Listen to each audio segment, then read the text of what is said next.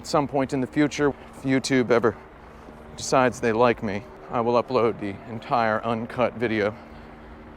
Until then, this is how it's gotta be.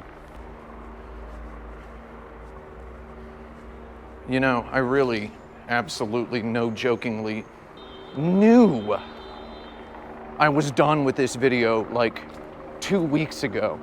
So to still be here, is it a metaphor? Is any of this a metaphor?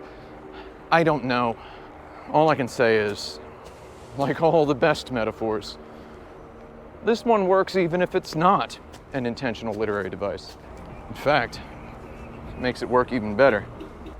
And with that, I'll hand it back to my past self. Thanks for watching.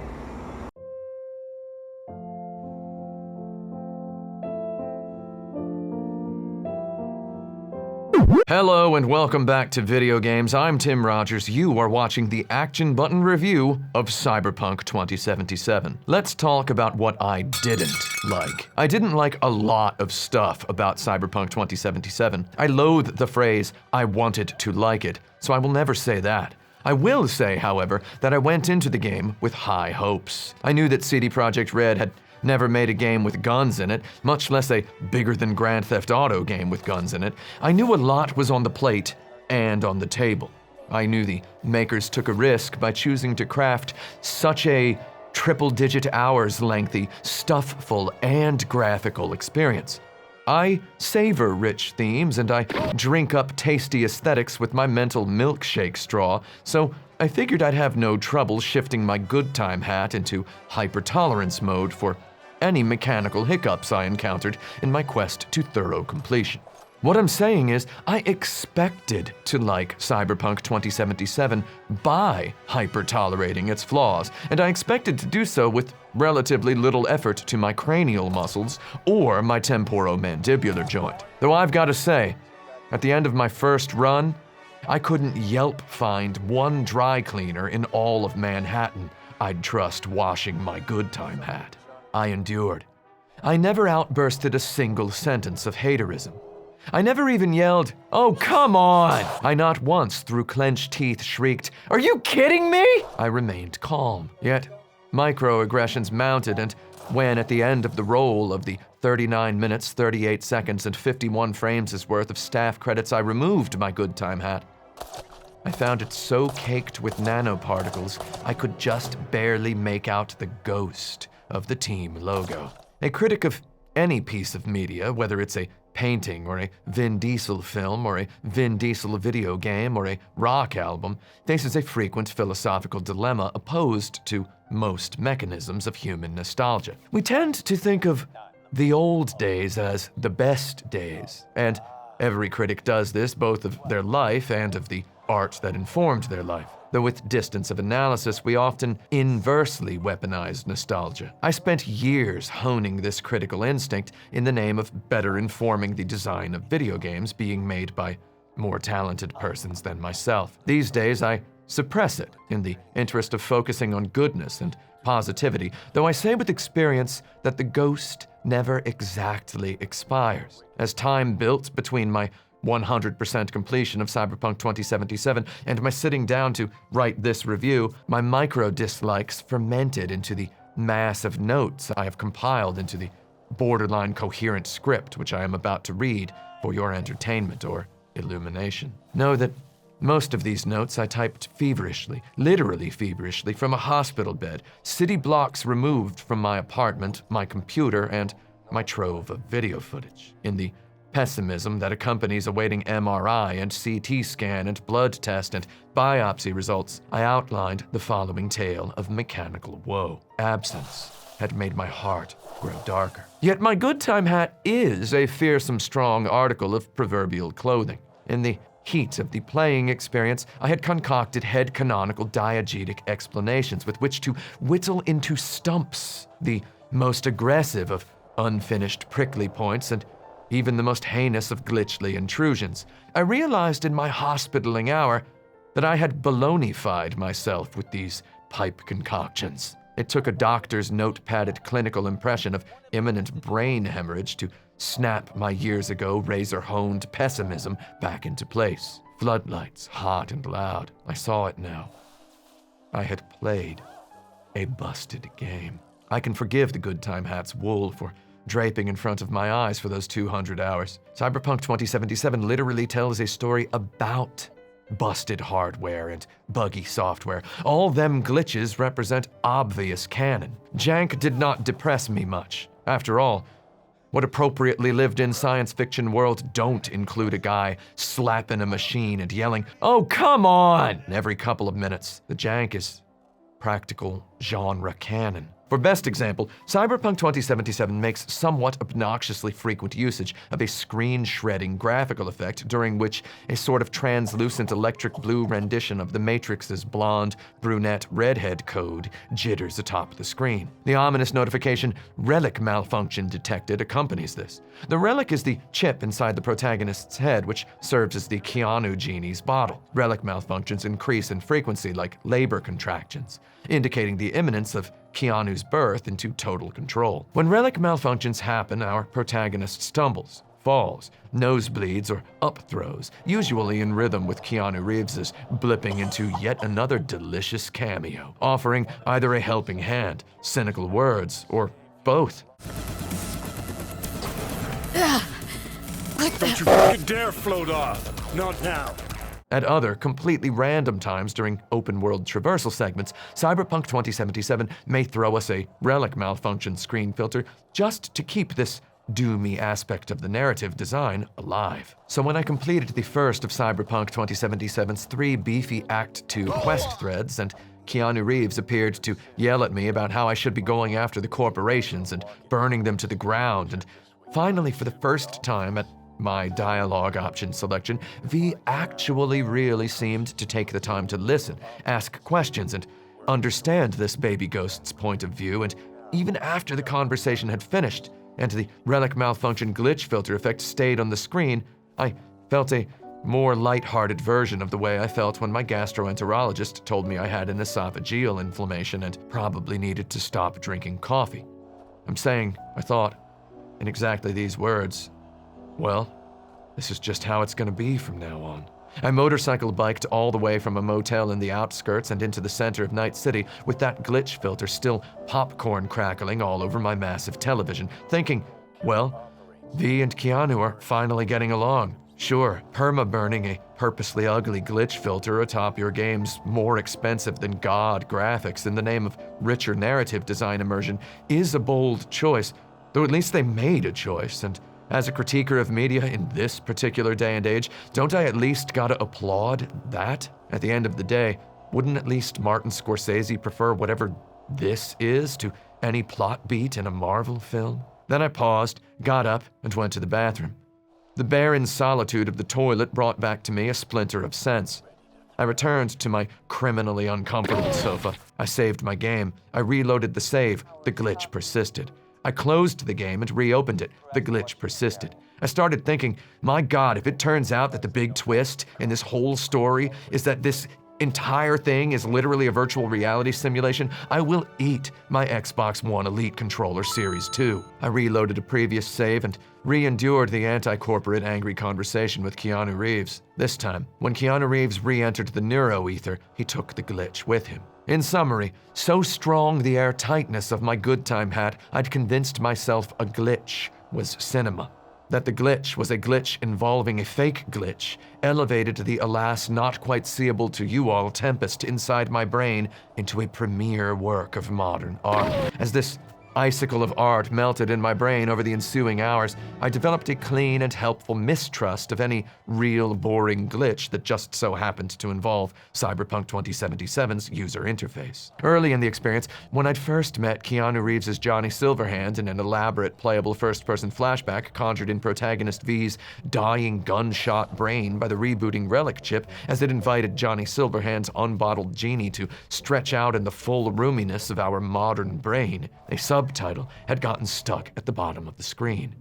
Johnny and his erstwhile would-have-been girlfriend Rogue were about to jump out of a helicopter onto a rooftop teeming with ready gunmen, who they'd murder before soldiering on toward their greatest mission yet. The helicopter had taken fire, The pilot had urged everybody to jump, briefly ahead of schedule. Pilot, everybody, jump, So urgent his command, it lodged itself to the bottom of the screen.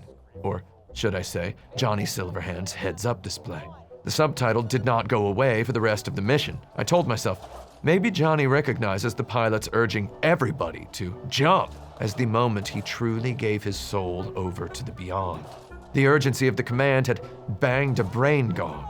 The plan was not exactly going perfectly as intended, and that ill portended the nature of the outcome. Then I realized, wait, I don't even have subtitles on in the first place. I had turned them off from the title screen before first starting the game because as a professional producer and editor of video documentaries, I need ample, clear footage of characters talking to fill the screen when I can't immediately decide what other footage to use. Subtitles distract from that intention, and they also make it more difficult to maintain graphic design balance while overlaying informative or illustrative graphics on the screen. So I always turn subtitles off in these AAA games with fancy cutscenes. In other words, if you ever catch me live streaming a modern video game, first of all, tell me to stop. Second of all, that's why the subtitles are off, so I can have clean footage if I ever decide to use it in one of these videos. So as Johnny literally lay dying on a stretcher, I whipped open the options menu, turned the subtitles on, exited, reopened the menu, and then turned the subtitles off. That did the trick. Of course, subtitles kept coming back, either immediately after a death and reload or at literally any other time the goddarn game felt like it. I eventually narrowed down the fix to simply opening the menu, toggling the subtitles on and off, and then closing the menu. I put a lot of exclamation marks after subtitles keep getting stuck in my original notes, so months removed from the play experience, I saw fit to log them all. Subtitles got stuck and had to be toggled on and off literally 82 times throughout the 177 total hours of my first playthrough. For the first 20 instances of this, I reloaded and replayed entire missions just to keep an archive of clean footage. For the last 62, I'd given all the heck of the way up. At these times, I cheerleaded myself with fits of optimism because I didn't see anybody else in the room who was going to do so. I told myself the subtitles, in their sufficiently futuristic-y font, represented a very plausibly canonical feature of V's Kiroshi Optics brand robotic eyeball computers. Kiroshi Optics has advertisements all over Night City. They're one of the world's biggest technology brands, a sort of Apple computer of cybernetic implants. Given that Cyberpunk 2077's first main story mission after dumping the player out into the open world involves visiting a back-alley doctor who proceeds to install these cybernetic eyeballs in your head with his scary Edwardian scissor fingers, I decided a glitch here and there made perfect logical sense. After all, iPhones have been around for 14 years, and typing on that keyboard gets worse with every new iOS version. Future Magic Cyberpunk eyeballs probably won't work half decently until 2145.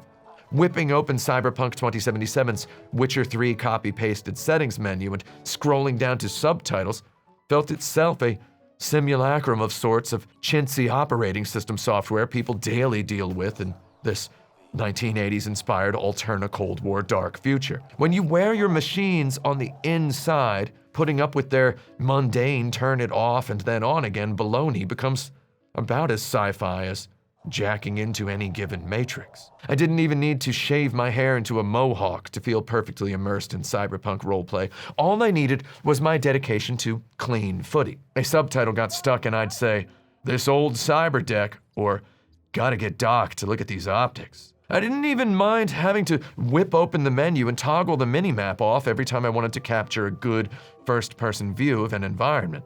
I'd just techno-wearily say, "Let's unplug for a minute here." Same thing goes for toggling the crosshair off to keep the screen uncluttered. I'd whisper to my cyberdeck, "Cool it, buddy. Let's stop looking for someone to shoot." Of course, I kept forgetting to toggle the crosshair back on, which together with the poorness of the analog stick as an aiming implement led to some floppy gunfights. In the interest of clean footy, I turned off all possible heads-up display elements, yet much like with any Windows computer, game console, or new Steam install, you can't turn off everything. I love golden footy, and Cyberpunk 2077 didn't want me to have hardly any. User interfacial and experiential elements, biker boots stomp ground many vibing moments into fine powder. Most egregiously, bright yellow waypoint markers haunted the screen for the duration of my playthrough. Even if you clear literally every possible mission in the game, you'll still wind up with the final mission's waypoint marker irremovably glued to your virtual retinas, no matter how far you drive your bike, how fast, toward the horizon of the open world. And sometimes when you stand completely still, there it is distracting you from the eyes of a sincere conversator or blocking their face entirely. Is this some kind of elaborate Google Glass joke that made sense back around the time development began on this game? Even with a landmark of totalitarian absoluteness in the dead center of a small room at the very goddarn last moment of the goddarn game, a meekly designed waypoint marker stomps the moment's throat with verve. Maybe you're watching this video years later and they've added an option to toggle this off. Well, good for you. Maybe they've even made the icon look a little more interesting than just an exclamation mark inside of a yellow circle as well. Well, for me, it never went away, and it always looked like the exact sort of first-year graphic design student project that I honestly, realistically expect of whosoever's nephew gets hired to design the user interface for our someday eventual mega-rich psycho-invented brain implants. These irremovable waypoint quest markers invaded me for 177 hours, minus the time spent in cutscenes where the developers clearly knew better than to leave them on. And the whole time, the dominant, optimistic 51% of my brain kept saying, hey, this is perfectly realistic satirical commentary on the nature of how we allow technology to intrude upon our privacy and peace of mind for the sake of feeling connectiveness and convenience. Google has billions of dollars, and they still can't be bothered to add an official settings toggle in Chrome that disables all websites from ever asking to send me notifications. I am never going to let a website send me notifications. Sometimes I almost accidentally click OK, and then I scream because I do not have time right now to learn how to turn that off. The way things are now, Cyberpunk 2077's user interfacial intrusiveness barely feels like satire.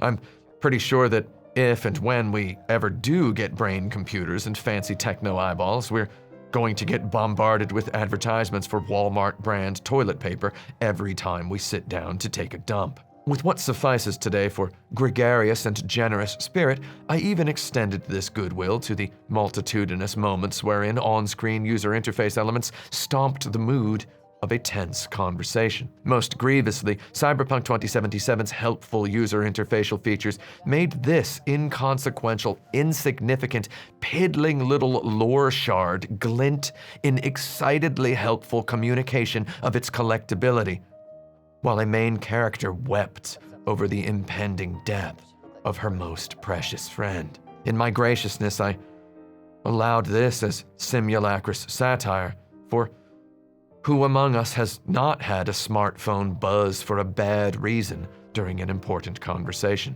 Well, I haven't, though that's because I've kept every phone I've ever owned on silent, and I turned every notification off on the very first iPhone I ever bought. On a long enough timeline, you're all doomed to hear a butthole sound effect blast out of your pocket, announcing the arrival of roast beef sandwich coupons right in the middle of whatever the worst part of your loved one's funeral happens to be. Unless you, like me, turn those notifications off right now. Pause this video and do it. I'm not even kidding.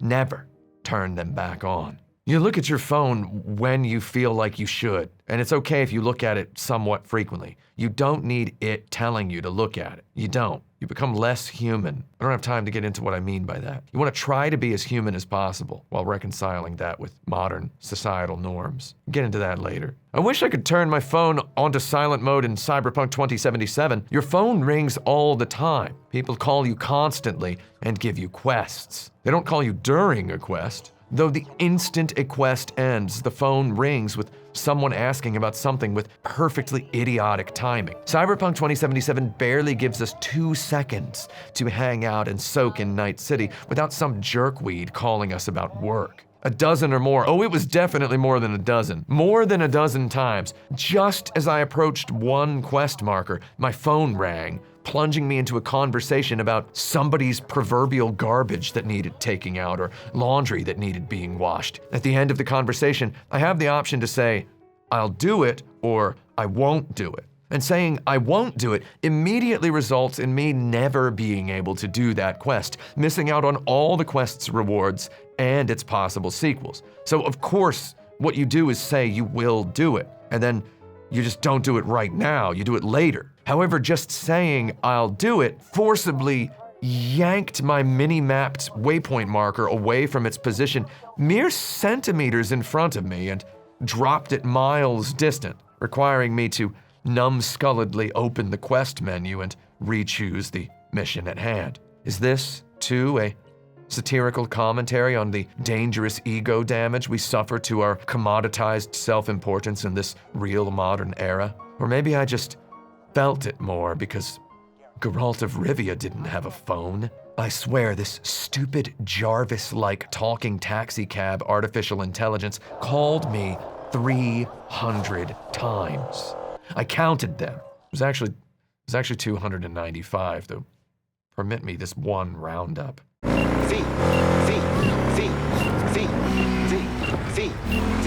He called me because I agreed to do a mission for him. I just didn't realize the mission was spread out all over the entire game's map, and that anytime I drove within half a mile of one of his targets, he'd call me on the phone. This was a side quest literally about an artificial intelligence who owns a taxi cab service after the human owner passes away. His AI has suffered a virus and split into 7 rogue personalities, one of whom is literally GLaDOS from Portal. I'm going to kill you, and all the cake is gone. Wow, the cake was true after all. This side quest has a couple genuinely thoughtful things to say, speculative fictionally, about the definition of life and the nature of a soul. Though I'll be darned if it didn't annoy the cyber pants just about right off of me for 20 open-worlding hours until I clenched my teeth and decided to, like Nike, just do it. It turns out that the side quest about glitchy AI had glitchy AI. And I felt like my brain was on double-layered cyber fire, one of the 7 taxicabs I just couldn't figure out. It turns out I didn't have to. I somehow accidentally achieved the quest by driving away. Half of the rest of them didn't respond until I saved and reloaded or shut the game down and reopened it. Let's see who crushes who! I kept telling myself, I got Keanu cancer in my virtual brain. It manifests in wild ways. I just gotta ride it out. So I kept riding it out. I figured, it's 2021 and Amazon still won't let me sort by number of 5-star reviews, so let's face it, technology is never going to get any better. Cyberpunk 2077's envisioned year 2077's broken subtitles, bad UI, and T-poses represent something that is happening to the protagonist's brain. And we need to respect that. When I summoned my car and it appeared unthinkably in the power lines overhead, a burnt-out husk of itself, that was a Keanu-related aneurysm pulsation. The real car glided up 100 feet beneath it seconds later. When my car spawned inside a truck 8 or 19 times, that was just tricksy Keanu playing brain pranks. When my car spawned inside the ground, pointing directly upward, its nose, jaws, dorsal finning out of the sidewalk, on fire, and then it exploded, causing me bodily harm right before I received a notification that $100 had been deducted from my bank account, and then another car spawned right around the corner when I turned my head. That was Keanu Reeves perpetrating a little in-jokey transient ischemic attack. When a word bubble got stuck in the middle of the screen unmovingly for a solid open-worlding play hour, that was Keanu Reeves being subtle, just waiting for me to say something about it so he could laugh at me. Though by that point we were such good friends that I knew it'd make him mad if I just thought of it as a good luck charm. Whenever my character glitched and appeared pantslessly T-posing out the roof of her car or atop her speeding Akira motorcycle, I knew that was just the relic chip overheating, and that maybe I should drink some more water in real life, because you should always drink some more water in real life. When at the end of every single relevant side quest, Keanu Reeves pumped his fist like a giddy Ted Theodore Logan as I lots of gunsidly strutted through the metal detectors at Arasaka Tower in Cyberpunk 2077's secret ending. And then immediately he disappeared, only to reappear T-posing whilst monologuing over by the distant elevators. I knew that was just my boy making a real good Jesus joke at exactly the funniest possible time. Whenever the gunshot sounds, and only the gunshot sounds, stopped working and would not start working again unless I finished an encounter, saved, and reloaded. I figured that was Keanu temporarily rewiring my sensory nerves to protect me from hearing loss. When the status menu showed all my numbers as 0 every single time I opened the status menu, I took this as Keanu Reeves encouraging me to get better and grow stronger, impressing onto me a Zen philosophy that if I wanted everything, I must aspire to nothing. When during a dramatic Keanu flashback involving a rock concert, the single first guitar lick kept repeating for 20 solid minutes, just clipping and restarting before the song could begin, I figured that was some sort of commentary on the nature of memory.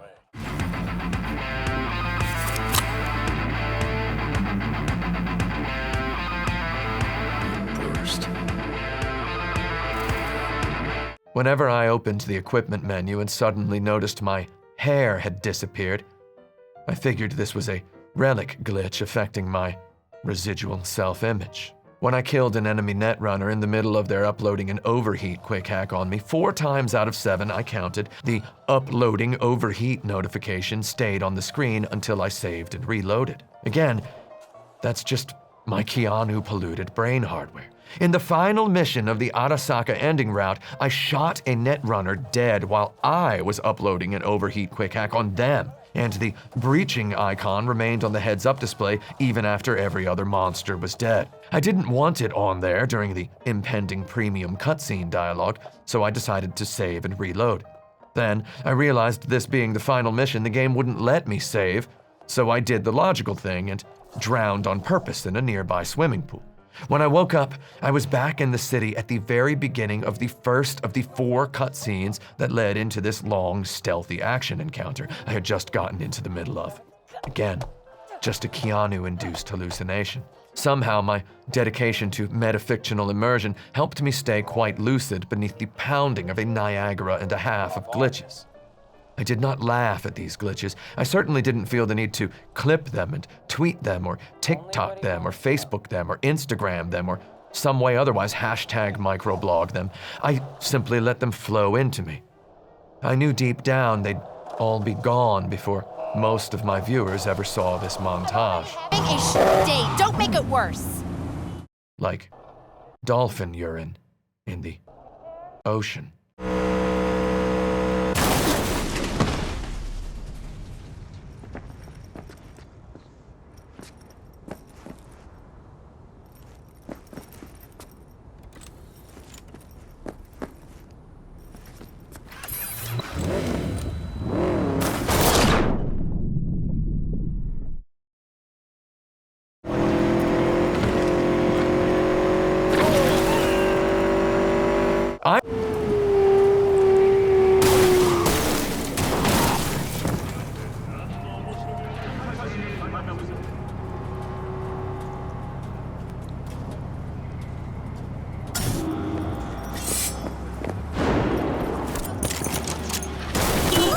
I've seen things you people wouldn't believe. Yet somehow, despite accomplishing the Herculean labor of tripping my pet peever exactly 0 times despite a glitch geyser that could have filled the Grand Canyon like a backyard kiddie pool, when finally I sat in a wheelchair waiting to get a CT scan of my jugular veins so that doctors could determine the exact blood thinner dosage of my medical emergency, when I dipped my toe into the ocean of letting my life flash before my eyes, I saw, as I said at the beginning of this presentation, these videos. These thousands of hours over a year of playing through video games hot and sweaty in multiple rooms, locked out of a virus's arm's length, a prisoner of safety.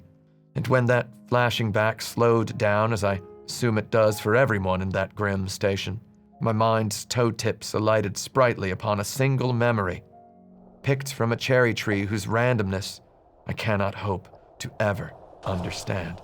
An emotional side quest had just climaxed. I'd taken the computer ghost of Keanu Johnny Silverhand Reeves to his 50 years erstwhile would-have-been girlfriend, who helped him infiltrate a shady dock in the middle of a night in hopes of catching alive a known associate of his long-ago murderer, Adam Smasher. Keanu Reeves remarked from inside my head that this guy's shooting at me with my own gun. He was right. The henchman begged for his life. This known associate of the still-alive, more machine-than-man assassin bodyguard Adam Smasher was carrying Johnny Silverhand's gun, Malorian. We cornered him. He threw the gun on the ground in surrender. Johnny wanted me to pick the gun up and kill him with it. I chose instead simply to pick the gun up and point. The man, sensing the possibility of mercy, tempted me with a further gift if I should let him live. Johnny didn't want to listen. Heard enough. Finish him. Let's quickly. I did. The guy gave us a key. He said the gift was in a shipping container. He said we could lower the shipping container with the crane over there. I went over to the crane and I pressed the button. An icon lit up on my heads-up display. By this late point in the game, I'd summoned my automobiles so many times that I had developed a sixth sense for HUD icons. I knew that if you wanted a car to appear somewhere, just look exactly 180 degrees away from that spot before pressing the summon button. Then turn around. It had spawned out of sight and is now approaching. In growing so accustomed to whipping my virtual cervical spine 180 degrees one way and then the other every time I wanted to get into a car, I'd grown keenly aware of the quick, sweeping motion the vehicle representing icon made on my on-screen radar. I now saw a vehicle spawn icon had appeared. I could not unsee it. As I approached the shipping container, I noticed that the vehicle icon took center position on my 77-inch television and stayed there. I stopped before the shipping container, the vehicle icon hovering cleanly over it. Immediately prior to pulling the crane lever, Johnny had asked me to communicate some words to his ex-would-have-been lover, Rogue. Rogue had listened, just barely holding back tears. This was not the first sign that Johnny's attempts to tie up loose ends as a ghost inside someone else's shell would ultimately go quite so bittersweetly, though it was more poignant than many had yet been. I knew from earlier flashbacks that 50 years ago, Johnny Silverhand had driven a Porsche 911 Turbo. I saw this vehicle icon on my HUD. I knew the writer's habit of bittersweetly roller coastering Johnny's emotions. I knew I was about to open that storage container and get Johnny's beautiful Porsche perfectly preserved, and that I would now own it as a vehicle, thanks to my shrewd decision-making, and that Johnny would be happy and probably like me a little bit more because I had gone against his gut instinct and earned him back one precious thing better than he'd so far been able to do himself. So it was that the user interface had spoiled one not insignificant story surprise. In any other mood, I'd have been irate. Yet, up until that point, Cyberpunk 2077 had so thoroughly bathed my brain with its hot hiccup juice that I let it slide. Furthermore, as Johnny ogled his long-lost loved car, I realized Rogue was with us. Then, in that manner by which any video game character we don't directly control is kind of a ghost, Rogue haunted the scene with perfect punctual obscurity. Without words, she turned and walked out the gate in front of the storage container. The gate surreptitiously slid shut. Living here for the virtual moment in this automatic future, I assumed without assuming that the gate would slide open to allow my passage. It did not. I tried everything I could. I tried pressing every button. I got up off the sofa and tried pressing keys on my computer keyboard. I tried hacking the gate. Didn't allow me hacking access. The gate wouldn't open. My final idea was to climb up and jump over the fence. I figured maybe the gate opened from the outside. It did not. Johnny sat alone inside his car, inside a box, inside a cage, inside my brain, inside a video game, inside my television, inside my PC. How I took such a soul crush in stride, I do not know. I reloaded a save, replayed the end of the mission, and stepped on the gas in fear the second I sat in the driver's seat. I didn't even care if I pancaked my imaginary friend's old squeeze. We got out of the moment's little jail and sprinted toward a heart-to-heart conversation, and I let the afterimage of the glitch fade. Though in the future, when I sat in a too-bright hospital wishing I'd brought my sunglasses, I considered that glitch as a sort of turning point, a moment whereupon shattered ice fell off the wobbling, just-banged gong in my mind, bell clearly yelling that video games are pretty stupid. Because you see, right before we met that guy who had Johnny's gun and gave us Johnny's car, when Johnny had yelled, No, not that. You're shooting at me with my own gun. In fact, the man had yet to pull the trigger once, because I had killed every one of his henchmen without moving a muscle. We'd arrived on the boat untouched by conflict. I'd waltzed right up to the man before he could fire a single shot.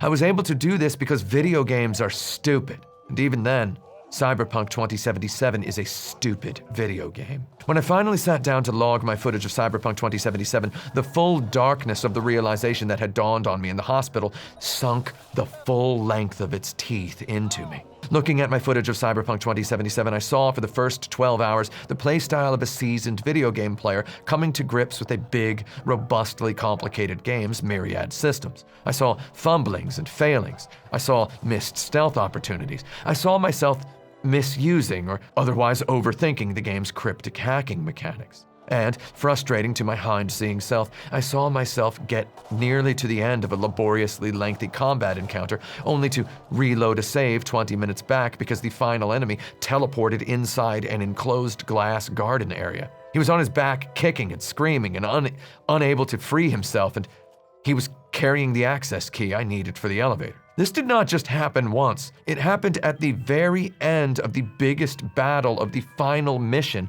of Pan Am's Path. The final enemy, number 13 of 13, as the quest menu told me, had simply vanished into thin air. Maybe I'd never seen him. Maybe he'd clipped through the ground and was even now beelining for the Earth's core where it's still warm. To make matters even less good, I'd minutes previous looted a pair of seemingly innocent muddy fleets from a soldier, which the random number generator had blessed by pre-modifying them with a Fortuna mod, which increased critical hit chance by 15%. I had, at this point in the game, built my character to cheat utterly with crit chance, though I'd only been able to build myself up to 91%. These stupid, ugly, muddy fleets would jack me up to 106 critical hit chance. That would make me unstoppable. Well, I had to reload the mission. When I found muddy fleets during the reloaded battle, they had no such fancy mod. I accepted then, as I did many years ago, that RNG is just a part of life, and sometimes, if not most of the time, life sucks. How did I let the stupid video games reload requiring momentary diaper filling, burglarizing me from such a monstrously fancy mod, slip by so benevolently? Well, actually, I didn't mind just getting a critical hit 91% of the time, because for one thing, my gun fired 7 times per second, meaning I was basically guaranteed a critical hit 1 in every 2 or 3 trigger squeezes. And for the other thing, I'd maxed my intelligence stat and crafted myself a quote-unquote legendary short-circuit quick hack, which applied around 3,000 points of electrical damage on top of every critical hit. With this build, I was able to kill any enemy in the game with 1 or 2 hits.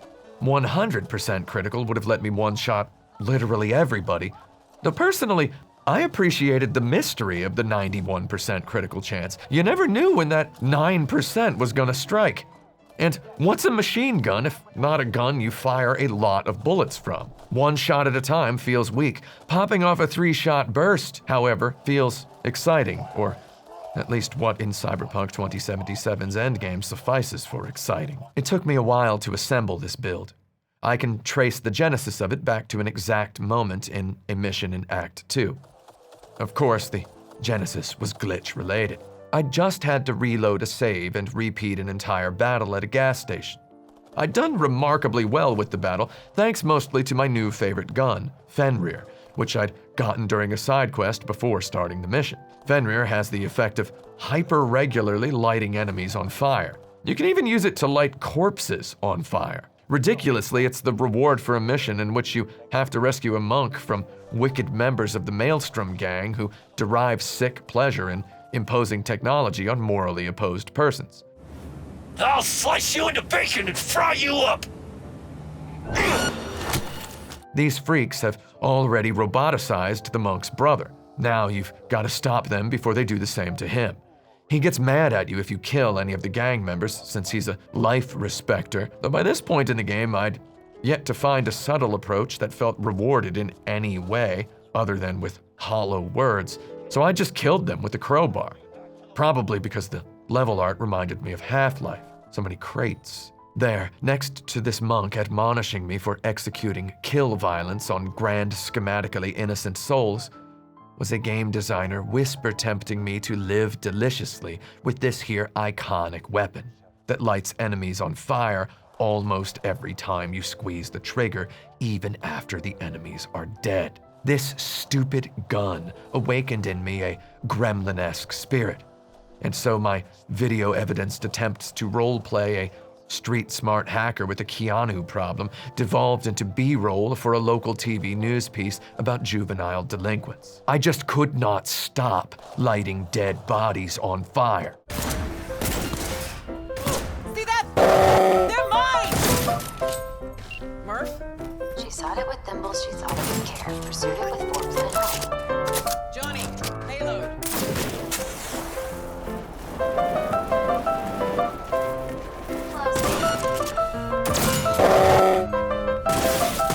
It cannot be!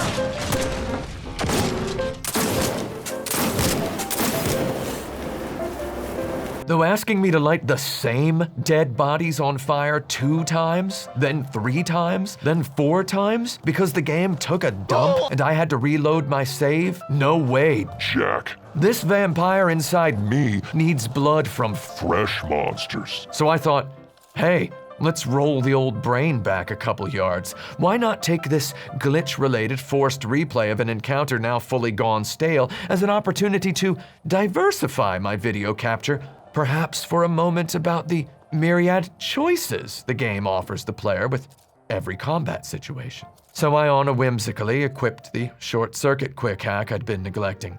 Up until this point, I'd quite frankly misunderstood quick hacking. Cyberpunk 2077 tutorializes its quick hacking mechanic in a simulation immediately before the game's first combat-involving mission. You press the left bumper, or the rear top left paddle of your Xbox One Elite Controller Series 2 if your index fingers, like mine, do not like bumpers, and immediately the game slams into slow motion. A Rolodex of available quick hacks lines up on the left side of the screen. You choose one with the D-pad and press the proper button to quote-unquote upload it. Different quick hacks have different effects, upload speeds, and cooldown times. The tutorial presents quick hacks as tricksy little stealth helpers to be used with a mischievous yet mostly harmless gremlin's joie de vivre. Turn on a TV screen to startle a guard into checking it out, conveniently pulling him from an obstacular position into the level designer's intended place of elegant strangulation death. So tutorialized, and as a guy who had played about 300 hours of Doom and Quake and even beaten Doom Eternal in the past several months, I'd played Cyberpunk 2077 as a not-so-good first-person shooter, favoring shotguns whenever I could find them, using hacks to distract guards when the level designer made it hyper-obviously visible that I could, with extreme simplicity, delay the eruption of any given combat encounter. I'd suffered a few overheat quick hacks from enemy netrunners at this point. Cyberpunk 2077 barely made a big enough point out of these few moments for me, a literal genius, by the way, according to doctors, to bother to put 2 and 2 together. Basically, the game had not laboriously enough illustrated to me that if I stood in the line of sight of an enemy security camera for long enough, an antagonist netrunner might see me and hack me such that my cyberware overheated, causing me piddling chippy damage over time. I never thought I should do this myself to an enemy.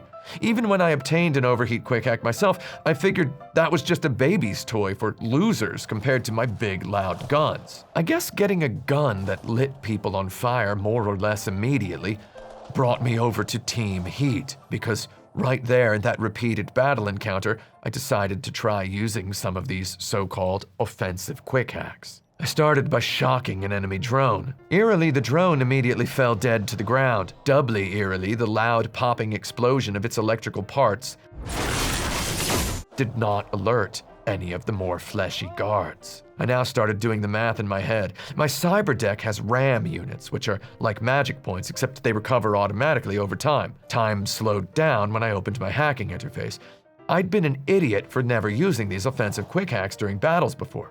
Then I thought, well, maybe they're not as effective against human opponents. I'd played enough Final Fantasy games to know that lightning kills robots and fish and not much else, and I didn't see any fish. However, I was wrong.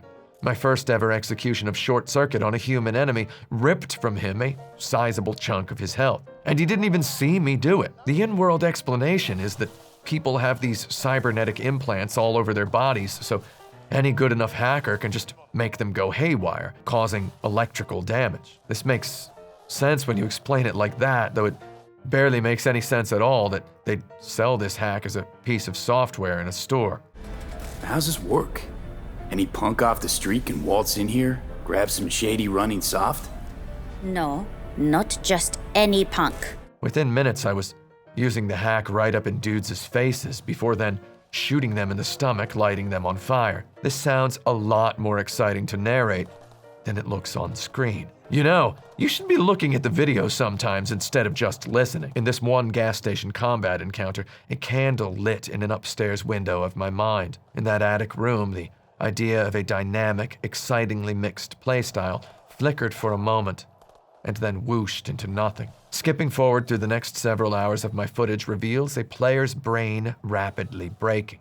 Mere hours earlier, a big dream had been born, that I'd play the rest of this big fancy video game like a man with muscles, swinging a battle axe and looking good doing it. Instead, I spectated the leavings of a shriveled goblin, meekly returning a used can opener to Target. I played the remainder of Cyberpunk 2077 like an idiot. I equipped the overheat and short circuit quick hacks and fell into a miniature addiction to a habit I have post-mortally coined death noting. In summary, I rode about the city like some ridiculous, boring Batman, slamming the brakes of whatever vehicle I occupied whenever I saw little yellow caret markers denoting known gang members in the problematic police scanner installed into my cybernetic eyes. Then I unfurled my quick hack menu, chose overheat, chose short circuit, and then let the experience points and street cred points roll in. Sometimes I didn't even bother getting out of my car to collect the loot. My addiction to electrocuting known criminals from the safety of a vehicle or from around a corner, watching their health points tick to zero from through a concrete wall or other structure, grew into a genuine sickness.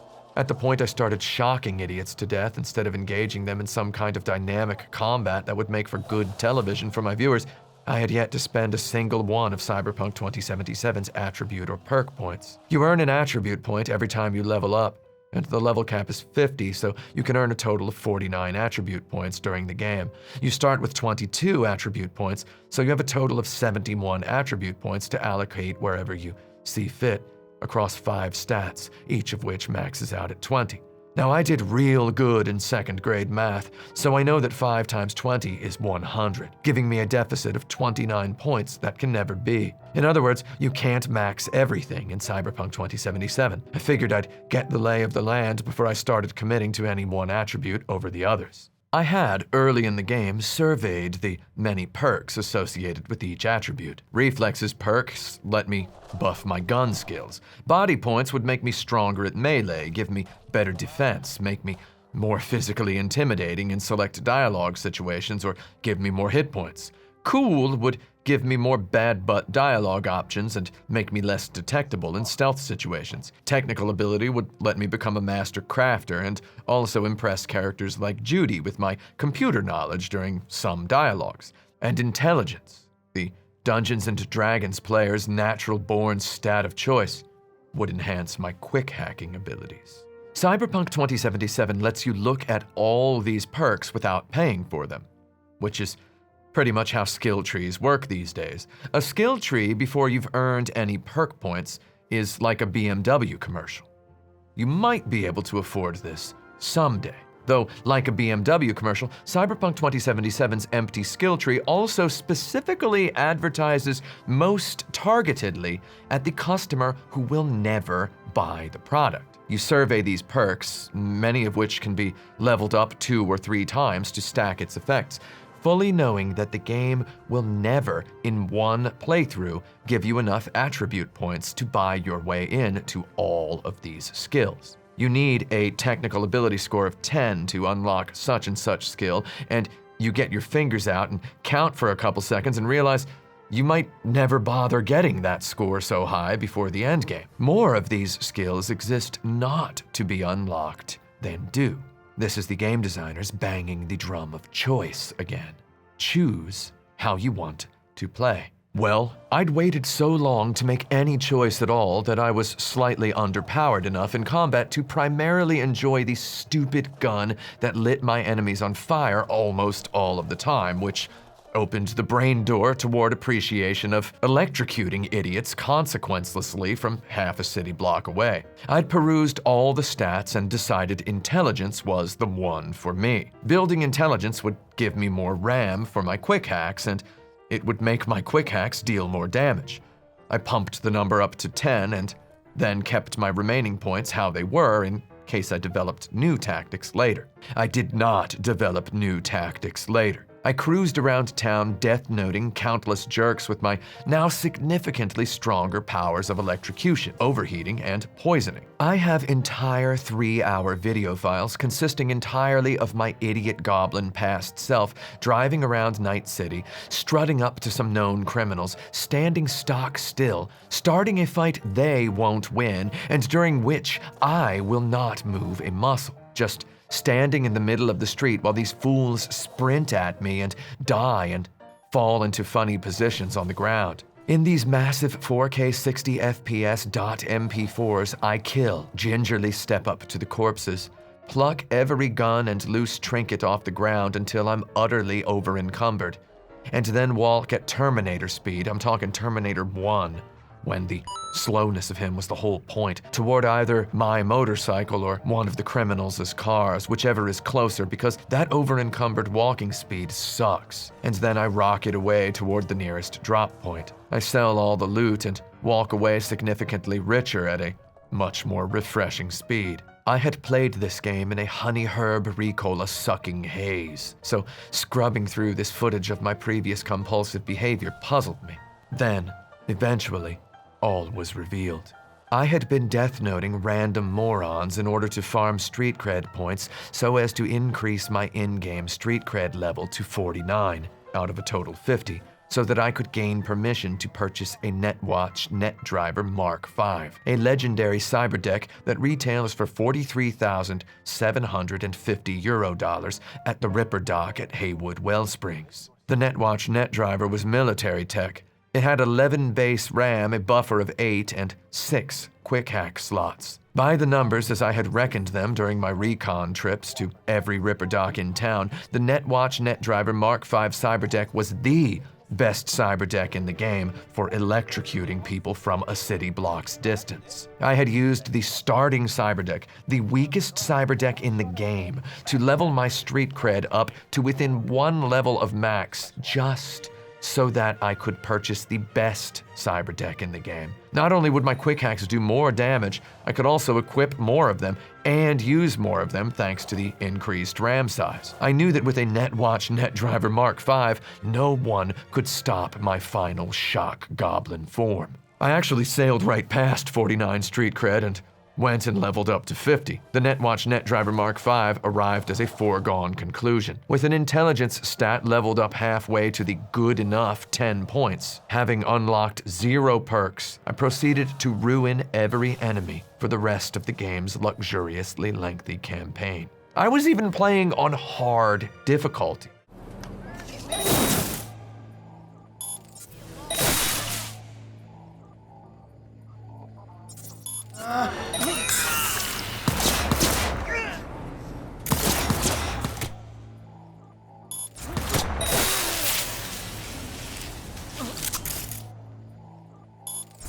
on me!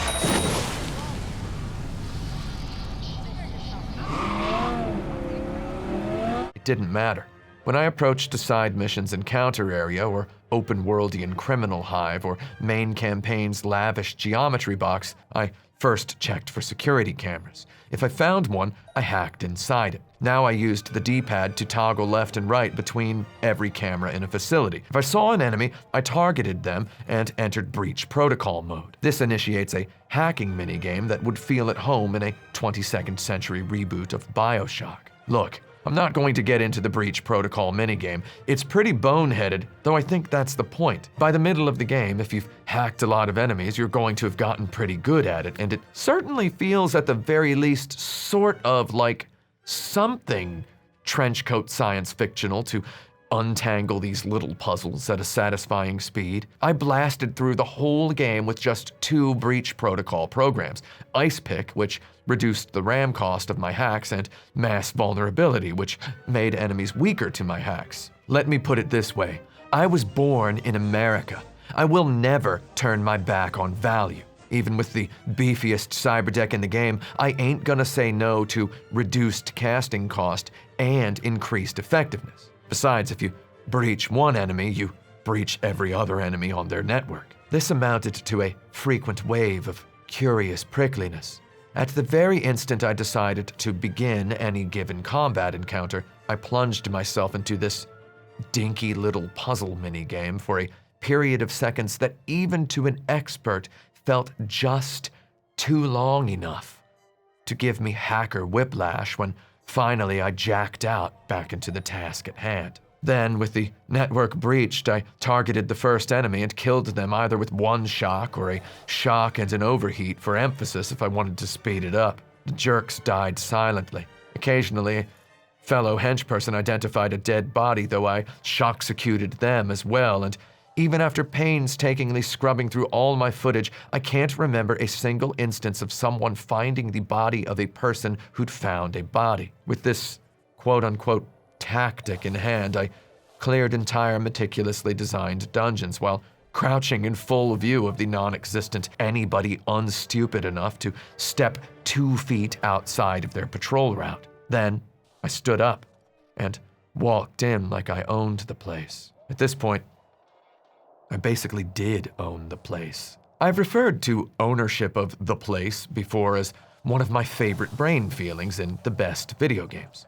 In my Doom review, I talked about killing all demons in some Episode 3 levels, then strutting around looking for keys. I hate to bring up Dark Souls games in a review of a non-Dark Souls video game, though I've always appreciated that coming to feel confident in your self-defense capabilities against a set arrangement of enemy encounters ultimately results in your feeling like a resident of any Souls game's well-designed environments. Eventually, you graduate from resident to owner. In Cyberpunk 2077, I became the owner of these late-game dungeons with absolutely no effort, and certainly with no opportunity to pause and reflect on that essential feeling of residence that a Soul game inspires. Every combat encounter I subsequently obliterated served only to further goblinize me. Scrubbing through the open worlding during which I late-gamedly farmed cash in order to purchase all the cars to unlock the stupid GOG achievement for purchasing all the cars, I realized I'd played the game with the feverishness of a child who'd just read his first magazine article about the Game Genie. The perfunctorality of the experience oozes out of the source monitor in Adobe Premiere even now as I sit typing this monologue. I will 6 days from now sit in front of some gorgeous 6K red cameras to read aloud in a stupidly dramatic voice that I promise does not resemble my real speaking voice, because seriously, who actually talks like this, much less me? There I am, driving, stopping, hacking, getting out of the car, looting, getting back in the car, driving again, sometimes on foot, always hacking. Every 30 or so seconds, the hacking interface overlays onto the user experience the dark green tint of a 1990s movie producer's concept of gamer glasses. I ran many numbers on this money-grinding footage during the post-play analysis phase of the composition of this review. I've logged all the numbers and tabulated them in the database that I bet you really want want to know what I'm going to eventually do with. I can share with you at this precise moment no exactly illuminating fruits of this digit crunching. I can tease you 2 integers though. 426 and 7,021. I received $426 from a mission giver for completing a chain of side quests that lasted for 1 hour and 58 minutes. I received $7,071 for killing 6 groups of 3 random enemies in less than 9 seconds each, picking up their guns until I couldn't carry anymore, and then selling the guns to a nearby drop point.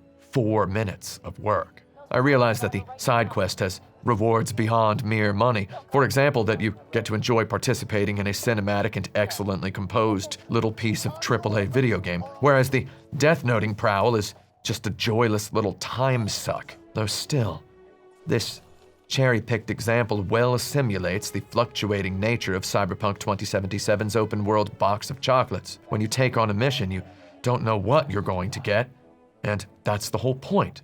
When you go joylessly loot kill some random freaks, you base your decision to do so on a pretty predictable foundation. In other words, selling the discarded firearms of dead jerks nets you, in this example, $1,178.5 per minute.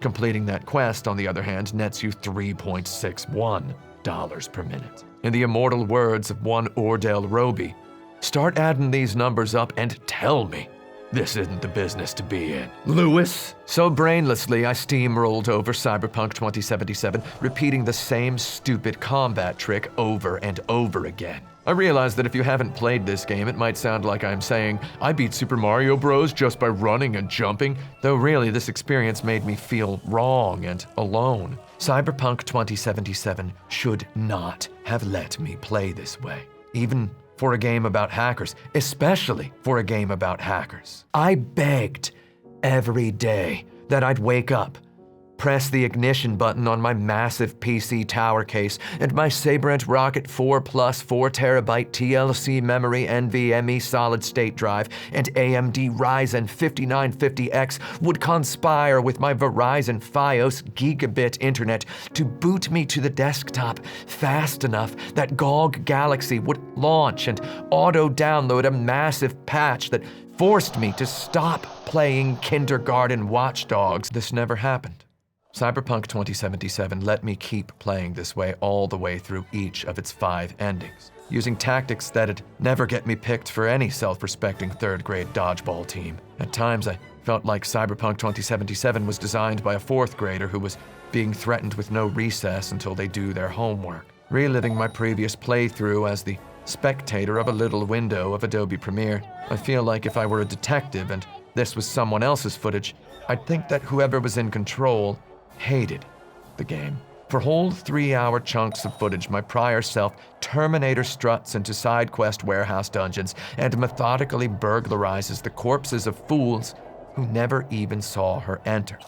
And sometimes, she never even had to enter. Kill, sell, repeat. Stop and kill any loitering criminals en route between every point A and every point B. Anytime something glimmers, pick it up. Every time you see a drop point, sell everything you're carrying except the handful of guns you rely on. Cyberpunk 2077 features a flimsy, cute meta plot about cleaning up the city for money, hence the existence of these drop points that insta-pay you real in-game money for depositing literally anything. However, this only illuminates to me 2 points. First, that in a world that looks like this, how is anybody supposed to know what's trash and what isn't? And secondly, that clearly this drop point system is the game designers' ploy to neatly wrap up and push under the bed the grimacing monster I attempted to elucidate in the segment of my review of the Final Fantasy VII remake I titled The Trinket Ultimatum. Cyberpunk 2077 has trinketitis real bad. Trinkets stomp on both drama and environmental flow enjoyment in just about every waking or sleeping moment of the game. Many times during the respectation of my playthrough, I shouted like a 1994 Chicago Cubs fan at my own cinematic bloopers. So many times, my buffoonish ham hands on the controller interrupted a perfectly moody hallway mosey behind a spectacularly animated character by wheeling around a 90 or 120 degrees to go snatch up such and such trinket. Look at me stealing a pack of cigarettes from a homeless man. Here, during the first mission of the campaign, amazing things are happening, and I'm over here ducking down a hallway to pluck ashtrays and vinyl records out of a trash pile. See me here pilfering opened beer bottles and sack lunches off of a sideboard while bullets fly. I found a $750 silver watch among sewer trash. The apocalypse of trinkets stretches its legs throughout the duration of the game. Cyberpunk 2077 is trinkets gone wild. Eventually, fully hacker-goblinized and lacking trinket sensitivity, I rolled around in Cyberpunk 2077's game dirt in a manner present-day me found quite difficult to endure watching.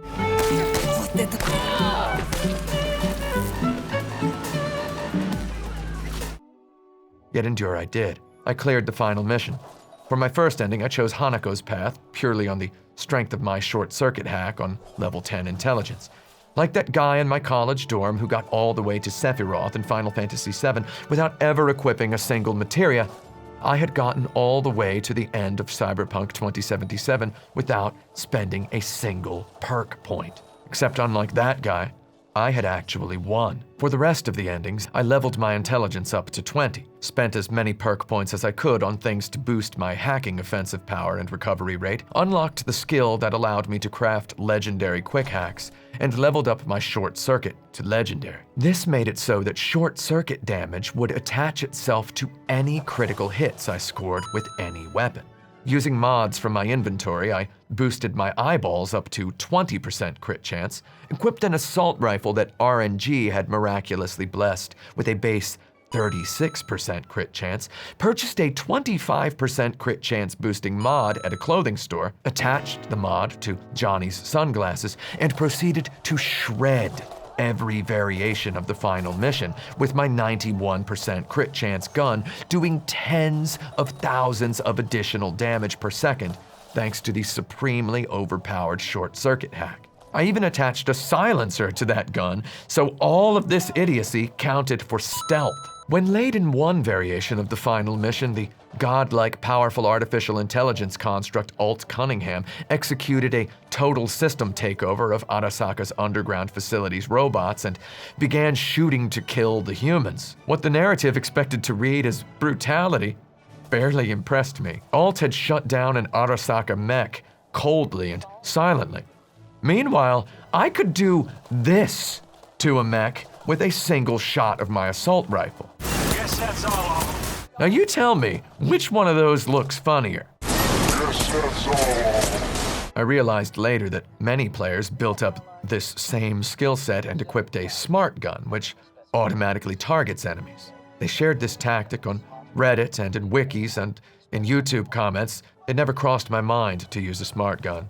Even fully goblinized, even playing with an analog stick, I at least wanted to aim.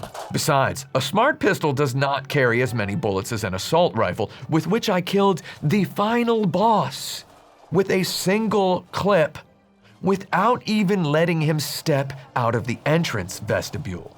Seriously, this felt like playing Netrunner with your kid brother and not letting him touch the cards. Shortly into the final mission, I realized that Cyberpunk 2077 actually gates your perk progress by your attribute level. In summary, if your intelligence attribute is 10, you can only level the associated quick hacking skill tree up to level 10. I realized this because as soon as I started shocking freaks in the final mission, it told me my quick hack perk had leveled up to 11. I hadn't until that moment even realized that I was missing out on a whole nuance of the skill tree. All this is to say, bluntly, that Cyberpunk 2077 just has too much game design in it, and that I picked one stupid thing, mostly at random, and the whole skill tree fell apart because of it. In the words of Gordon Ramsay, patron saint of Action Button Reviews' game flavors, Cyberpunk 2077 has too many flavors on the plate. More importantly, and more to Gordon Ramsay's anger, Cyberpunk 2077 has too many items on the menu. If, for example, The Last of Us Part 2 is a restaurant Gordon Ramsay successfully made over on the UK version of Kitchen Nightmares, Cyberpunk 2077 is the Cheesecake Factory. Not exactly hating on the Cheesecake Factory, by the way. I went to high school and college in the Midwest, and hey, as recently as Christmas Eve 2019, I gotta say, those factory nachos ain't bad. If I tried to list the flavors of Cyberpunk 2077, we would be here all day. And we're getting on being here all day as it is. Suffice it to say, many of these flavors are sublime and wonderful. The various formats and flows of side jobs and main quest missions. The long, breathery segments devoid of combat. The moments wherein you realize your long-ago actions had consequences. Driving alone on the highway late at night from one far corner of the map toward the distant city after you've finished every side quest and bought every car and nobody dares to call you on the phone anymore. Cyberpunk 2077 has some lovely moments if you're willing to spend 177 hours with it. It's just that, in my experience, very few of the good parts of Cyberpunk 2077 have anything at all to do with the combat or the character progression. All the combat-adjacent competing systems clash in ways it feels like work for me to make sense of. Grindable systems, fixed systems, character levels net attribute points net perks, perks gate other perks, perk experience gates deeper perks, street cred gates item purchases, and sometimes your street cred number increments at the weirdest times, like I just pistol killed some guy in a kitchen, and now you're telling me I'm street cred level 48? Who heard about this already? Maybe the best example is consumables. Aside from many of the instant health restoring inhalers, I never used a single consumable throughout my entire experience with Cyberpunk 2077. I picked them all up, of course. I never sold them. I just hoarded them. Upon the cusp of the game's ending, here I am with literally thousands of items I do not understand. Items without weight values to over-encumber me. That they lack physical weight in this virtual world hints to us that they lack virtual weight in this physical world. It evidences that these consumables are just another trinket, balanced not at all against any other element in the game, in my experience. I'm sure you can use some of these consumables for a temporary boost to such and such stat or weapon type or whatever. I just never did. And mousing over some of these items reveals effects so meticulous that they each feel like the world's most free time having dungeon master's idea of a great joke. For example, and I quote, "Soy paste applies the nourishment status, which increases max health by 5% and regen by 0.5% per second outside combat for 450 seconds. Are people still making vegetarian jokes in 2021? About 2077. Most of the items do the exact same thing. All alcoholic beverages reduce movement speed by 10% and weapon accuracy for 50% for 450 seconds in and out of combat. Is this the sort of joke that a YouTuber would make? Any of the game's copious swimming pools worth of collectible energy drinks apply the hydration status, which increases max stamina by 10% and regen by 50% per second. I'm not going to lie, I never needed stamina because I just insta-killed everyone with my brain. I feel like I missed something by playing the way I did, by not engaging with the skill tree outside of the time I decided what I was. I could re-roll my character. I could start over entirely and play as a stealth-focused katana wielder, applying the hydration status to keep my stamina recharging healthily during long, silent situations. Or I could re-roll and cram points into my body attribute. I could become a shotgun-wielding Terminator. I could even make my character look and dress like the Terminator. Well, when I started the game again, I just crammed all the starting points into intelligence and bought offensive quick hacks as soon as I could. Once a goblin, forever a goblin. This is, after all, a game about hardcore hackers breaking the system in a dark future dystopia. I must have figured, why not lean into it? Similarly, when I finished my first Royal playthrough of Demon's Souls, I just immediately started another Royal playthrough. If it's already broke, why not break it again?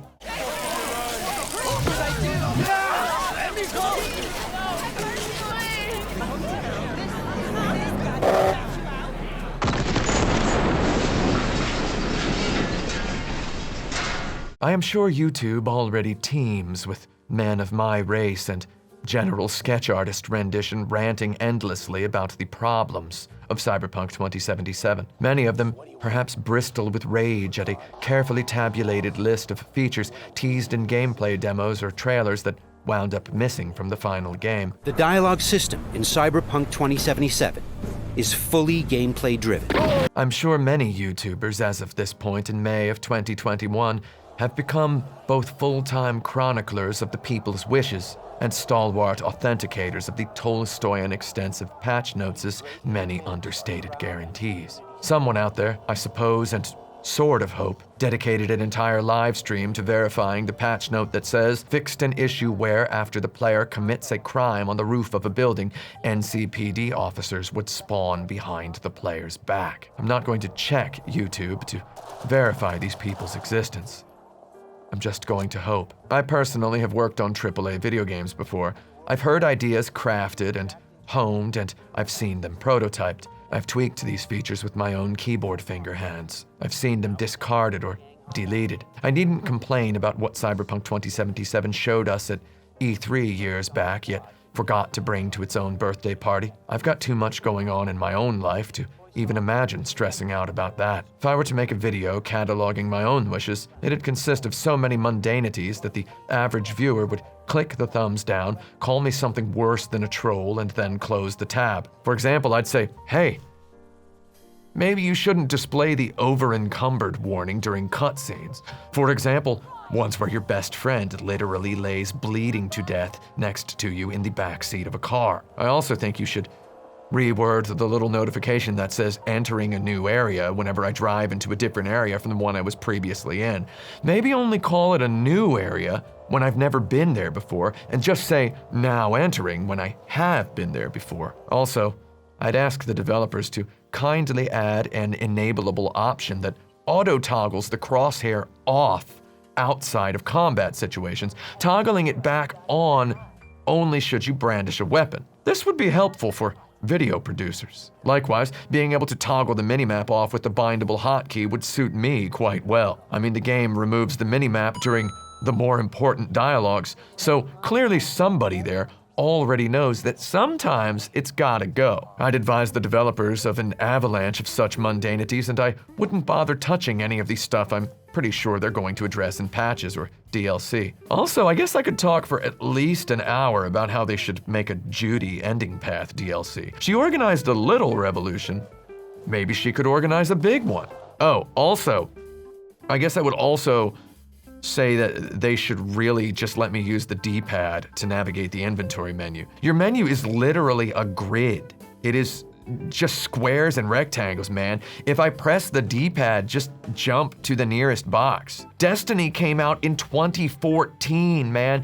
That was 7 years ago. Nobody is still writing breathless blog posts about how a video game on a console uses an analog stick like a mouse cursor. I will aim a gun with an analog stick if I have to, though I honestly prefer a mouse. Even with my beautiful Zowie FK1 mouse, I'd prefer to be able to navigate one of these menus with a video game controller D-pad or WASD or arrow keys. Ultimately, I arrive at the end of my Cyberpunk 2077 experience with certainly demands and oddly no yearnings. I experienced the game. I enjoyed the story. The game I experienced was broken. The story I experienced was good. Through something resembling mental strength, I endured the glitches. Through something I can only describe as goblin mentality, I survived the shocking mundanity of the game experience I'd crafted for myself. High-speed scrubbing through my footage even now, I see so many crouched, long-distant dives into the hacking minigame interface, so many gun sales. I see gamer glasses green tints over so many enemies sprinting toward me as I coolly wait for the short-circuit cooldown to expire, even in slow motion. I can scarcely scrub over a stretch of cool night driving without glimpsing, even at my editorial analyst's velocity, a T-pose enough frames long to be visible from this particular orbit. This is my experience with Cyberpunk 2077. The glitches wove into the fabric of what I will forever consider the game, no matter what avalanche of fixes may rumble down onto the game after I click public on this video. Maybe beautiful massive DLCs will arrive to No Man's Sky Cyberpunk 2077 into its own Hall of Fame. I will play them, though I will always remember many intolerable glitch chuckles plopping onto the floor at the serenest moment. I will always remember Cyberpunk 2077 as the game that had that stupid side quest about glitchy taxicab AI in it, and I will always remember that the narratively glitchy taxicab AI in that side quest glitched technically as well, causing me to ponder the nature of my career. I realize fully that ludonarrative dissonance is a word that game critiquers have loved to utter ever since BioShock and will go on loving to utter until BioShock Infinity. However, I realize afresh that the more ludo and the more narrative, the more dissonant. And thus I will always remember Cyberpunk 2077 as an experience with enough ludonarrative dissonance to give gamer Schumann a brain attack. I will always remember Cyberpunk 2077 as the game where a trinket glimmered tantalizingly during a heart-wrenching dialogue where a woman accompanied her dying best friend. On the other hand, I will always remember Cyberpunk 2077 as the video game with the epic, melodious, tragic Sinnerman side quest, in which a born-again, death-sentenced murderer offers to have his senses recorded during a real, fatal crucifixion for the spiritual benefit of pious Christian virtual reality viewers the world over. On the other hand, I will always remember Cyberpunk 2077 as the video game whose tragic side quest Sinnerman began with a phone call I received out of nowhere while riding my sweet motorcycle. And when I said I was interested in hearing about the job, the person on the other end went dead. So, what's the spec?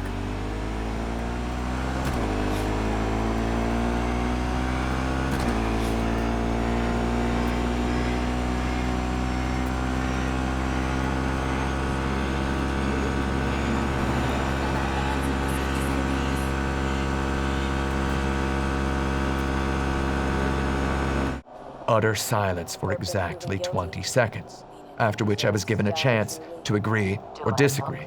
I agreed, having no idea what I was getting into. It turns out this side quest about faith required faith from beyond the fourth wall. I will always remember Cyberpunk 2077 as the game where I found a gun that lit people on fire, even dead ones. I will always remember the way I felt when I discovered that if you barrel-fishingly shot a corpse in the head, the game still bothered to pop the headshot notification and damage numbers. Thus and so, it happened that the instant I shot one of my digital clown mask-wearing murder victims in the head and glimpsed a headshot notification, immediately before his body burst into slow flames, I derived more shrill comedic enjoyment from the single word headshot than I have from every sitcom episode I've watched since 1999.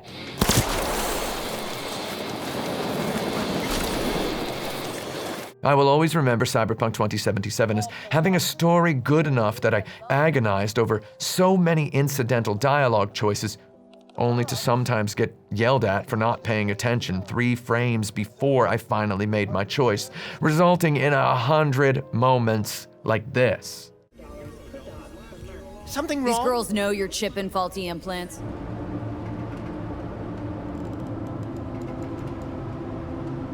Any day You know now. what I always liked about nomads? I will always remember Cyberpunk 2077 as yet another video game that lets me pause mid-gunfight to use some of the thousands of ingredients I improbably carry everywhere to, with impunity, craft ammunition with which to reload my gun. I will not always remember Cyberpunk 2077 as the game that kept telling me my Xbox One Elite Controller Series 2 was disconnected, even when it was definitely connected, because I'm pretty sure that was a Windows thing.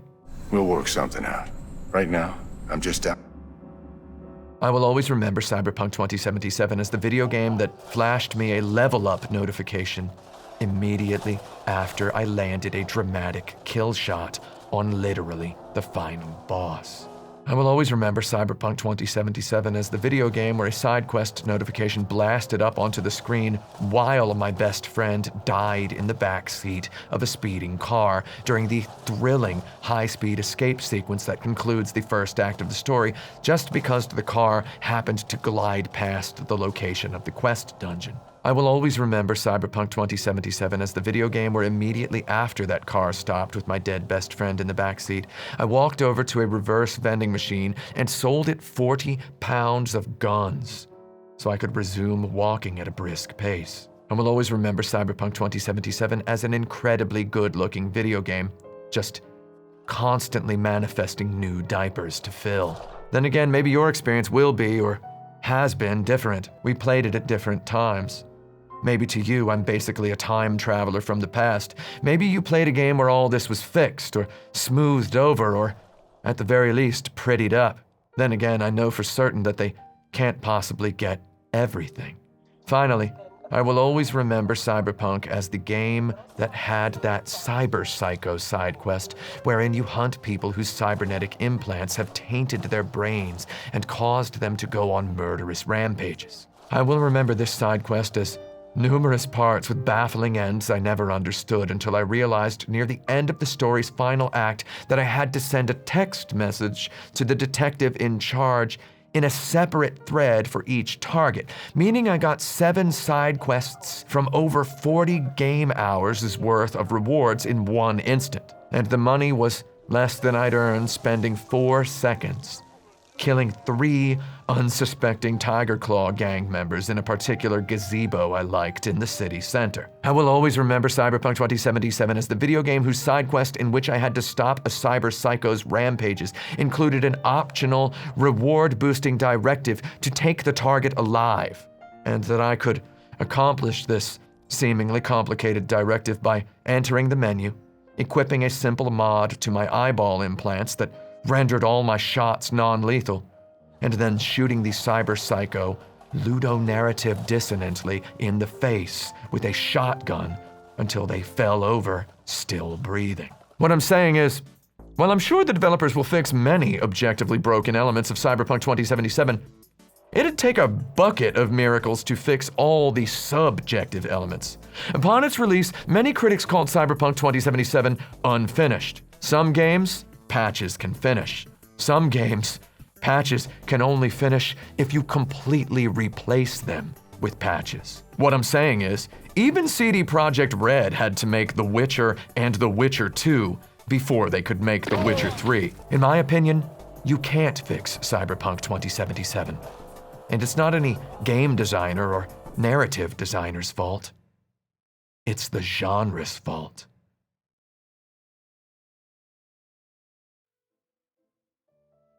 And so we come to the end of story number 4. Hello, it's me, Tim Rogers, back in my living room that has been quite fancifully adorned in a microcosmic simulacrum of the video game industry. BATS. Bats. BATS. Bursting at the seams. It's how every video game ships. Bursting at the seams. And you push and squeeze.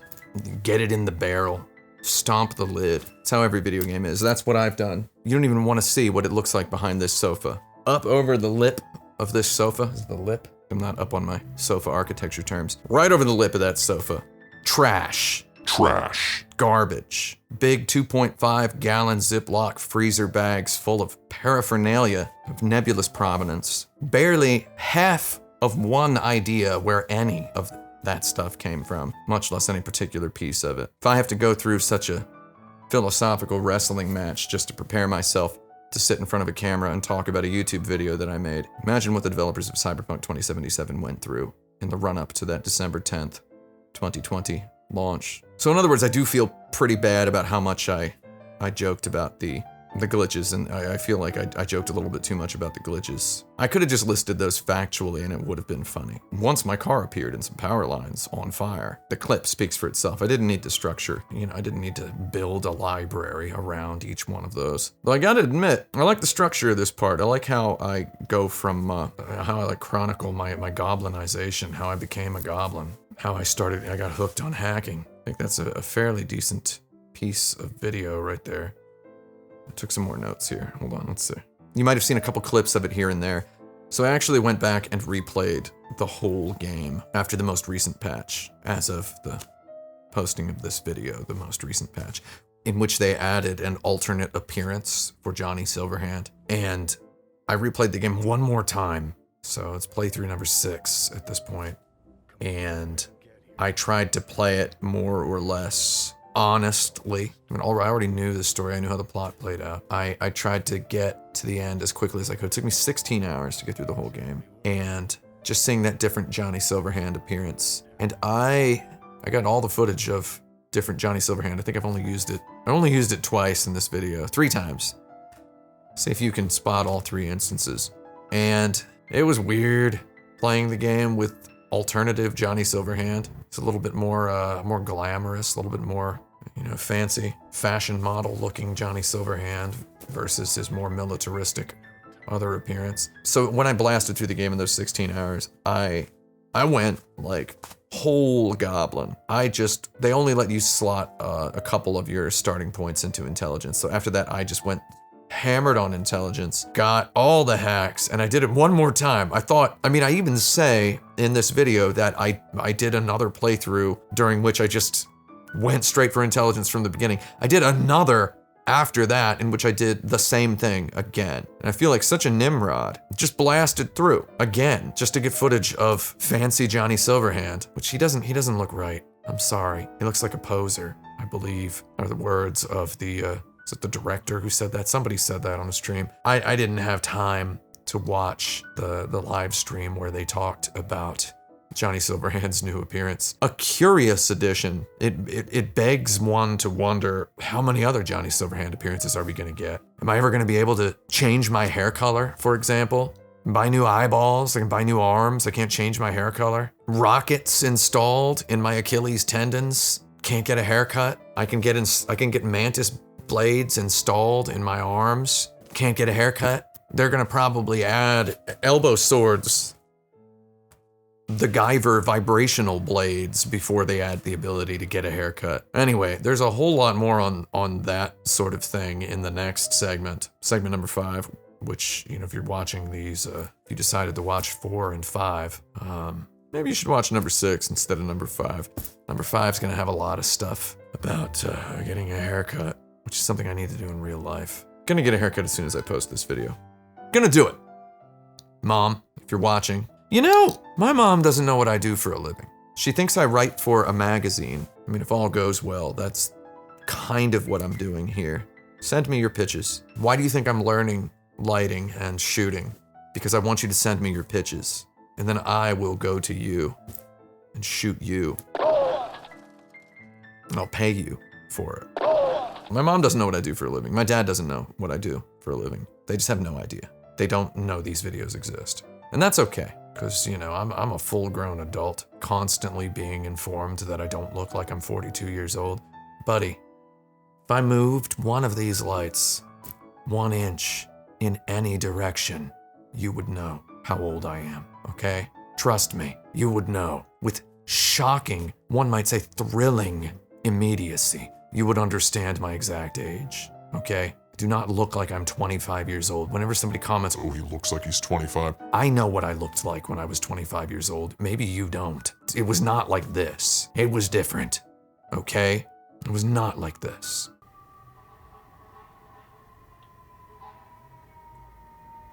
I think there's a fire somewhere. There's always a fire somewhere.